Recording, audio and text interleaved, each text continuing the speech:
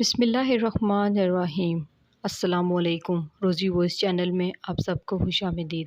آج میں آپ کے لیے ایک بہت ہی اچھی اور دلچسپ کہانی لے کر آئی ہوں۔ کہانی شروع کرنے سے پہلے آپ سب سے گزارش ہے کہ آپ نے اگر ابھی تک میرے چینل کو سبسکرائب نہیں کیا تو میرے چینل کو سبسکرائب کیجیے، ساتھ جو بیل آئیکن ہے اس کو بھی کلک کیجیے تاکہ ہر نئی آنے والی ویڈیو آپ تک آسانی سے پہنچ سکے۔ میری شادی کی تقریب تھی، یوں کہیے کہ میری شادی کی شام تھی۔ میں بارات لے کر اپنے سسرال آیا تھا۔ میرے سسرال والے میری بلائیں لے رہے تھے۔ وہ بار بار مجھے چومتے، مجھے ایسا محسوس کرواتے جیسے میں نے ان کی بیٹی سے شادی کر کے کوئی بہت بڑا احسان کر دیا ہو۔ پھر جب میری نظر اپنی بیوی پر پڑی تو مجھے بھی ایسا ہی لگنے لگا کہ میں نے ان لوگوں کی بیٹی سے شادی کر کے ان پر بہت بڑا احسان کیا ہے۔ رشتہ میرے اماں ابا کی مرضی سے طے ہوا تھا۔ میں نے لڑکی کو ایک دو بار ہی دیکھا تھا، پر آج جب کہ میری شادی تھی میں دیکھتا تھا کہ میری دلہن بجائے بیٹھ کر رونے دھونے کے بجائے، اپنے باپ سے دعائیں لینے کی بجائے اپنی سہیلیوں کے ساتھ گل مل کر ڈانس کر رہی تھی۔ کبھی ان سے باتیں کرتی، کبھی اونچی آواز میں ہنستی۔ مجھے اسے دیکھ کر لگا کہ مجھے میری بیوی تو واقعی بے حیا اور بے شرم ہو۔ شادی والے دن لڑکیوں کی تو نگاہیں جھکی ہوتی ہیں، وہ نظر اٹھا کر کسی کو نہیں دیکھتی، اور ایک میری بیوی تھی جو بڑی بے شرمی سے ہنس رہی تھی، ناچ گا رہی تھی۔ مجھے لگا جیسے یہ بہت تجربے کار لڑکی ہے۔ جبکہ میری سب بہنوں کے پیچھے کھڑی ایک لڑکی پر نظر پڑی تو دنیا ہی بدل گئی۔ اس سارے فنکشن میں جبکہ ہر لڑکی نے اپنے بال کھول رکھے تھے، خوب تیز میک اپ کر رکھا تھا، بھر کے بھاری سے کپڑے پہنے ہوئے تھے، وہ لڑکی بہت ہی معصوم لگ رہی تھی۔ اس نے سر پر نقاب اوڑھ رکھا تھا، لگتا تھا جیسے اسے آج تک کسی نے بری نظر سے نہیں دیکھا ہوگا۔ اس کے چہرے پر بے انتہا نور تھا۔ میں تو اسے دیکھتا ہی رہ گیا۔ میری بیوی ویسے بھی اپنی ہی باتوں میں مگن تھی، سو میں دور بیٹھ کر اس نقاب والی لڑکی کو دیکھنے لگا جو کہ باقی لڑکیوں سے کافی الگ کھڑی تھی۔ مجھے اسے گھورتا دیکھ کر میرا دوست علیم کہنے لگا، ارے بھائی، کیا تو نے یہ لڑکی پسند کر لی ہے؟ تیری آج شادی ہو گئی ہے، آج کے دن تو یہ حرکتیں چھوڑ دے۔ اپنے دوست علیم کی بات سن کر میں نے ایک ٹھنڈی آہ بھری اور اسے بتایا کہ مجھے یہ لڑکی پسند آ گئی ہے، جبکہ میری دلہن وہ تو رقص کر رہی ہے، اسے تو جیسے پرواہ ہی نہیں ہے کہ اس کی شادی ہے۔ کہنے لگا، یہ اسی کی بہن ہے، میں اس خاندان کو جانتا ہوں، تم نے ہی تو بتایا تھا کہ یہ لوگ بہت دیندار ہیں۔ ہاں، ایک اولاد اس طرح کی نکل آتی ہے، ورنہ یہ باقی سبھی لوگ دیندار اور پردہ دار ہیں، تم اس بات کی فکر نہیں کرو۔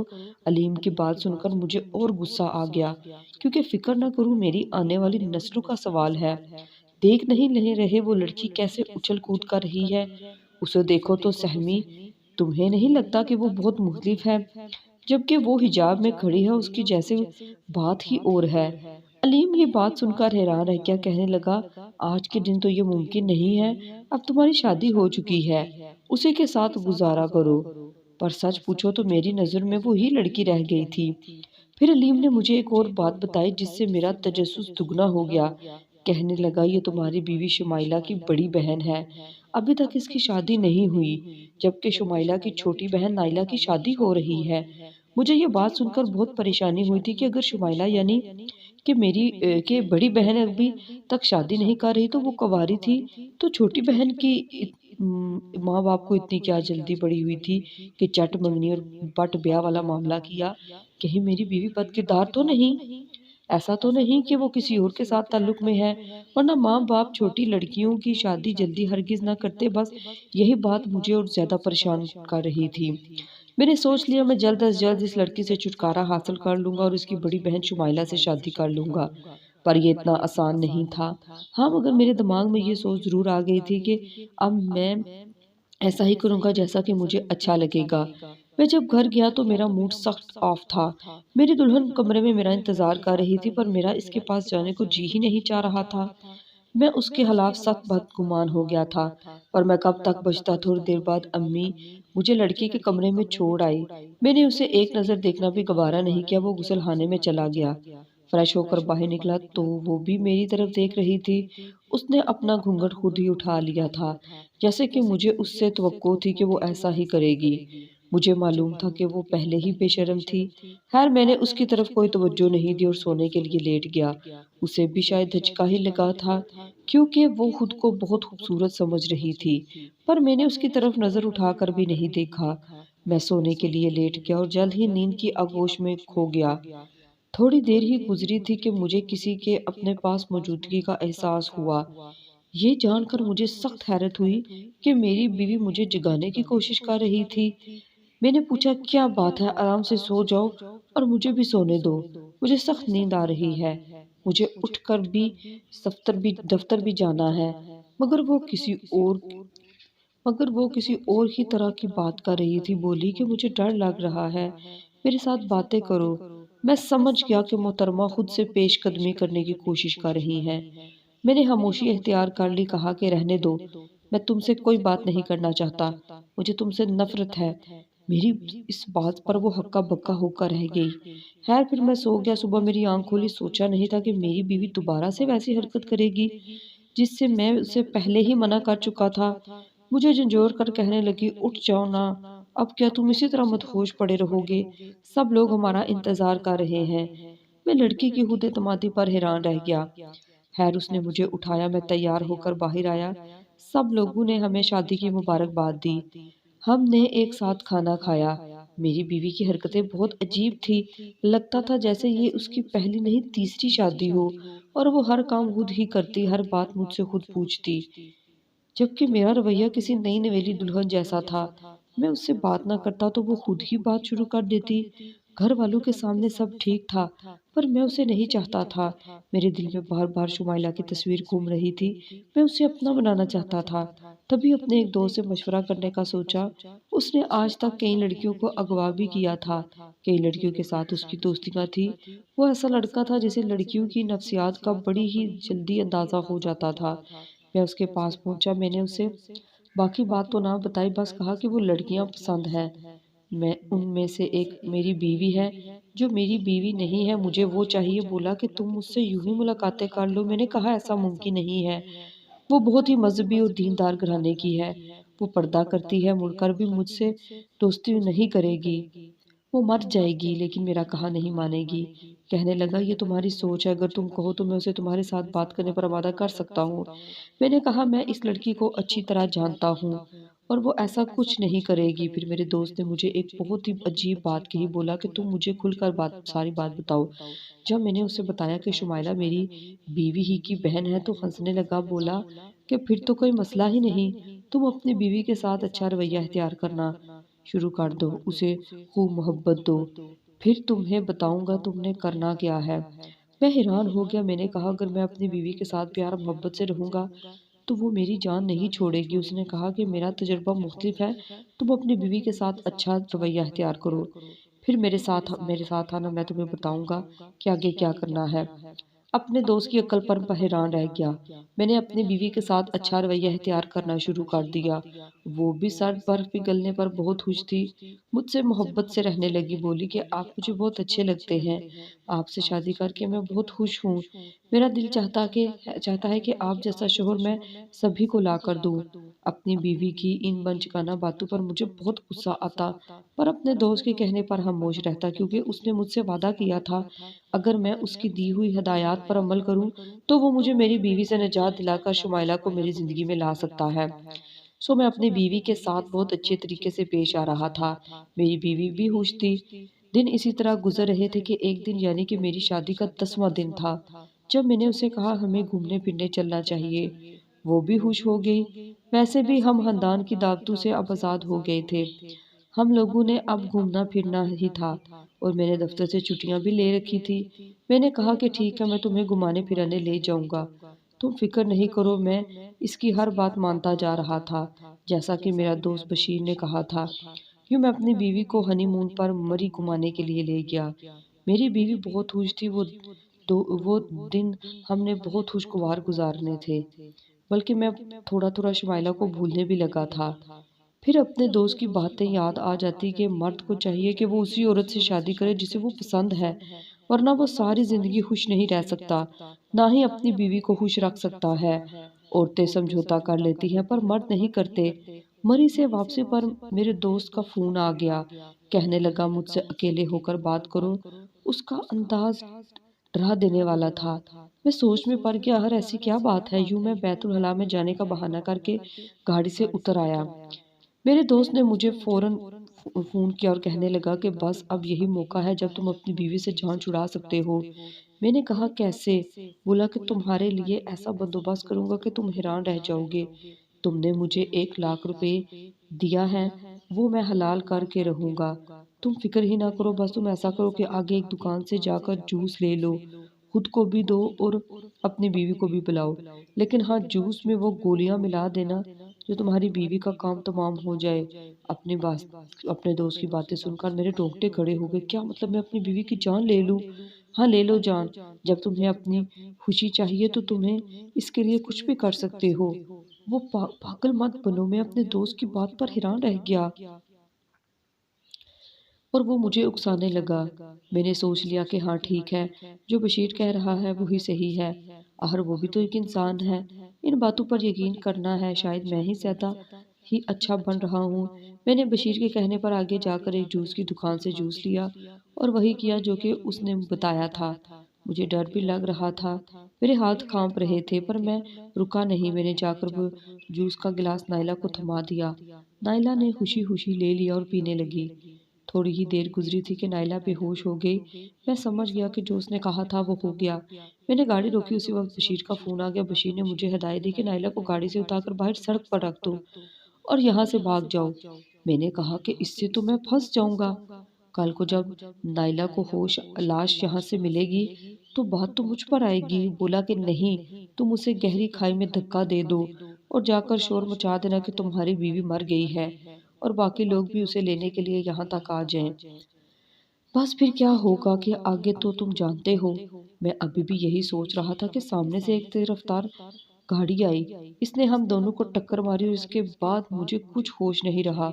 میرا ذہن تاریکیوں میں ڈوب گیا۔ سوچا کیا تھا اور ہو کیا گیا۔ جب میری آنکھ کھلی تو میں ہسپتال میں تھا۔ میری آنکھوں پر پٹی بندھی تھی، شاید کہ میری آنکھوں پر بھی چوٹ آئی تھی۔ مجھے لگا کہ اب میں بچ نہیں پاؤں گا۔ میں نے تو اپنی بیوی کو بھی مارنے کی کوشش کی تھی، پر یہ ہسپتال کوئی اور نہ تھا اور نہ ہی اس میں میرے ماں باپ تھے اور نہ ہی کوئی اور تھا، بلکہ آس پاس باقی بھی مرد موجود تھے اور ان سب کو وارڈ میں داخل کیا گیا تھا۔ تب میرے پاس ایک آدمی آیا، یہ شاید ہسپتال کا سٹاف تھا، کہنے لگا کہ آپ ہوش میں آ گئے ہیں، اب ہم آپ کی پٹی وغیرہ تبدیل کریں گے، آپ اپنے گھر والوں سے رابطہ کر لیجئے تاکہ وہ آپ کے ہسپتال کا بل ادا کر دیں۔ مجھے یہ دیکھ کر سخت حیرت ہوئی تھی کہ میں تو ان لوگوں کو نہیں جانتا تھا۔ تھوڑی دیر کے بعد میں نے اپنے گھر والوں سے رابطہ کیا۔ میرے گھر والے بہت پریشان ہوئے، انہیں معلوم تھا کہ میں اپنی بیوی کے ساتھ کہاں سے آ رہا ہوں۔ کئی گھنٹے سے وہ ہم سے رابطہ کرنے کی کوشش کر رہے تھے، بالآخر میرے گھر والے آ گئے۔ یہ ایکسیڈنٹ جو میرا ہو چکا تھا، یہ سب تو اس کی پلاننگ کا حصہ نہیں تھا، بلکہ میرے دوست نے کہا تھا کہ تم نائلہ کو وہیں چھوڑ کر اپنے گھر آ جانا۔ پر اب کیا ہو رہا تھا؟ اب جو ہو رہا تھا وہ بہت الگ تھا۔ مجھے ڈر بھی لگ رہا تھا کہ نائلہ بھی اسی اسپتال میں ہوگی۔ جب اس کے خون کا لیا گیا ٹیسٹ تو کیا ہوگا؟ انہیں پتہ چل جائے گا کہ میں نے اس کو زہر دیا تھا۔ میری خوش قسمتی تھی کہ نائلہ یہاں کہیں بھی موجود نہیں تھی۔ میرے گھر والے آ گئے، انہوں نے آ کر مجھے بہت تسلی دی۔ نائلہ کا پوچھنے لگے، میں نے کہا کہ ہم دونوں کا ایکسیڈنٹ ایک ہی ساتھ ہوا، جبکہ نائلہ کی کوئی خبر نہیں تھی۔ میرے گھر والوں نے ہسپتال والوں سے بھی پوچھا کہ اس کے ساتھ موجود جو لڑکی تھی وہ کہاں گئی، اور لڑکی کہیں ہوتی تو ملتی، وہ کہیں کسی کو نظر نہیں آئی۔ یہی سب مجھے بتایا گیا تھا۔ میری بیوی کے گھر والے بھی ہسپتال آ گئے، وہ میری تیمارداری کرنے لگے، مجھ پر کوئی الزام بھی نہیں لگا سکتے تھے۔ میری اپنی حالت بری تھی، میں تو گاڑی کے سامنے ٹکرایا تھا اور وہ بھی گاڑی کے اندر نہیں، گاڑی کے سامنے کھڑا تھا۔ میری غلطی کہ میں ایک موڑ والی جگہ پر گاڑی روک کر کھڑا ہو گیا تھا۔ تبھی دوسری گاڑی جب تیز رفتاری کے ساتھ آئی تو اس کی ٹکر مجھ سے ہو گئی۔ خیر اب تو سب کو یقین ہو چکا تھا کہ وہ مر چکی ہے۔ اب یہ بھی میرے لیے اور بھی آسان تھا کہ میں اپنے سسرال والوں کی ہمدردیاں سمیٹتا۔ میں نے رو رو کر برا حال کر لیا، کھانا پینا بھی بند کر دیا، کہا کہ میں اس خاندان سے جڑا رہنا چاہتا ہوں، مجھے آپ سب بہت اچھے لگے تھے۔ خیر اس ناٹک کو تقریباً 10-15 دن گزر گئے تھے۔ مرد تھا، میرے لیے دوسری شادی کا بندوبست جلد ہی کیا جانا تھا۔ اماں ابا نے مجھ سے میری مرضی پوچھنا شروع کر دی کیونکہ میں ہر وقت ہی اداس رہتا تھا، پر میں نے اماں ابا کو بتا دیا میرے لیے شادی کرنا اتنا آسان نہیں ہے، لیکن ظاہر ہے مشکل بھی تھا۔ میرا زخم تازہ تازہ تھا۔ پھر میرے سسرال والے بھی مجھ سے بڑی ہمدردی رکھتے تھے کہ کچھ شکوے ان کو بھی اپنی بیٹی سے تھے۔ جو میری شادی کی باتیں شمائلہ سے ہونے لگی کہ شمائلہ میری بیوی بن جائے اور میرے دل کا دکھ بھی بھر جائے گا، مگر شمائلہ کا رویہ ویسا نہیں تھا جیسے پہلے تھا۔ وہ بہت بجھی بجھی سی تھی۔ خیر بڑوں کے آگے کس کی چلتی تھی؟ میں نے یہی سوچا تھا کہ شمائلہ بھی مجھ سے شادی کر لے گی، اپنے بڑوں کی خواہش پر چپ چاپ اپنا سر جھکا لے گی۔ ایسا ہی ہوا۔ یوں میں شمائلہ کا شوہر بن گیا۔ اس شوہر بن کر میں اتنا خوش تھا بتا نہیں سکتا۔ کچھ ہی دنوں میں وہ میری بیوی بن کر میرے گھر آ گئی۔ میری اس سے شادی ہوئی، میں خود کو دنیا کا فاتح تصور کر رہا تھا، لیکن پھر میرے ساتھ کیا ہوا اس نے مجھے ہلا کر رکھ دیا۔ میری زندگی پہلے سے بھی بہت زیادہ جہنم بن گئی۔ پہلے تو میری بیوی تھی، میرے ساتھ ہنس کر بات کرتی تھی، میں یہی سوچتا تھا کہ شاید یہ برے کردار والی ہے جو مجھ سے اتنا ہنس کر بات کر رہی ہے، پر اب جو میرے ساتھ ہونے والا تھا وہ میں نے سوچا بھی نہیں تھا۔ میرا دوست بشیر جس سے میں اکثر مدد لیتا رہتا تھا اب مجھ سے ادھار مانگنے لگا۔